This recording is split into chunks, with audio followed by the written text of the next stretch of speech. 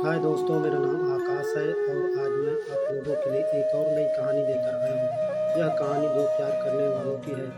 उन दोनों प्यार में एक हो पाते हैं या एक दूसरे से अलग हो जाते हैं या नहीं, यह जानने के लिए कहानी के अंत तक बने रहें। आकाश और रजनी का प्यार स्कूल से गुजरकर कॉलेज तक पहुंच चुका था। दोनों एक दूसरे को दिलो जान से प्यार करते थे और दोनों में एक दूसरे के साथ जीने मरने की ढेर सारी कस्में वादे खा चुके थे।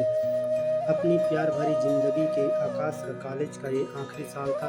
शाम को मिलने की बात कहकर रजनी ने फोन काट दिया था।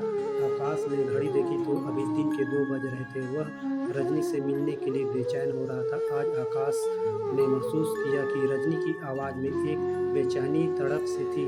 शाम होने को आई थी। अचानक आकाश के घर के दरवाजे पर दस्तक हुई और इससे पहले कि आकाश दरवाजे तक पहुंच पाता, उससे पहले उसकी माँ ने दरवाज़ा खोला।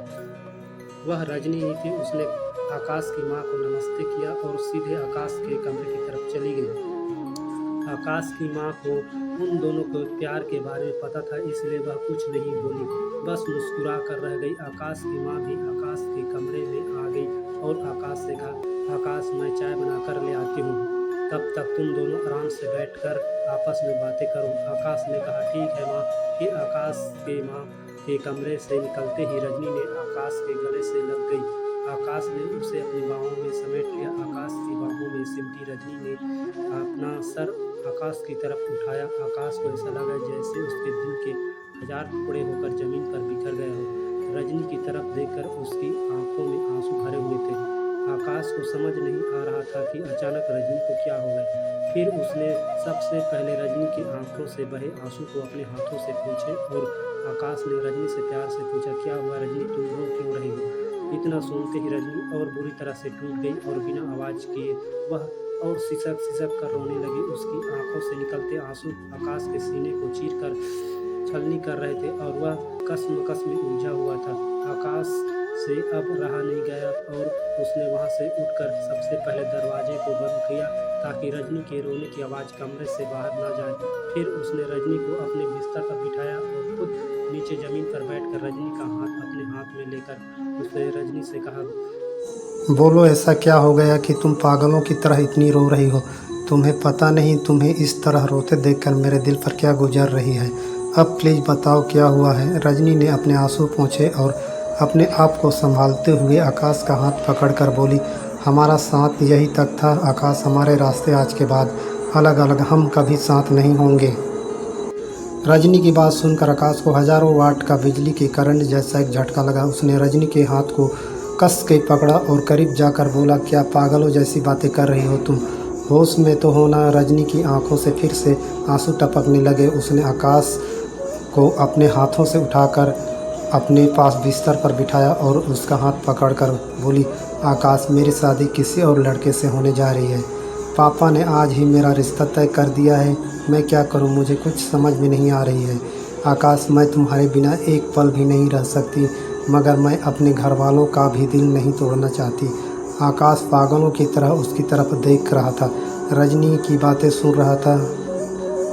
उसे समझ में नहीं आ रहा था कि वह कैसे और क्या बोले। फिर थोड़ी देर बाद जैसे उसे होश आया, उसने रजनी की आंखों में झांक कर कहा, तुम मुझसे मजाक कर रही हो ना? हालांकि आकाश की आवाज़ में हो रही कंपन खुद आकाश को बता रही थी कि वह जानता था कि अब सब कुछ खत्म हो चुका है और रजनी मजाक नहीं कर रही है।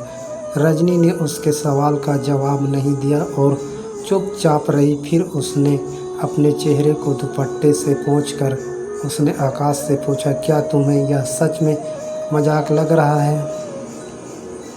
आकाश को अचानक से ऐसे लगा जैसे पूरा कमरा उसके आँखों के सामने घूमने लगा हो। उसने अपना सर अपने हाथों से पकड़ लिया और एक शब्द न कहकर फर्श की तरफ देखने लगा। सब कुछ धुंधला सा दिख रहा था उसे, क्योंकि उसकी आंखों में आंसू भर आए थे जो अभी अभी उसकी बचपन की मोहब्बत रजनी ने उसे तोहफे में दिए थे। रजनी बिस्तर से उठी और दरवाजे की तरफ बढ़ी। आकाश अभी भी वैसा ही वहीं पर गूंगा बहरा बनकर बैठा हुआ था। रजनी ने जब आकाश का नाम लेकर पुकारा तो आकाश भीगी आंखों से रजनी की तरफ देखने लगा।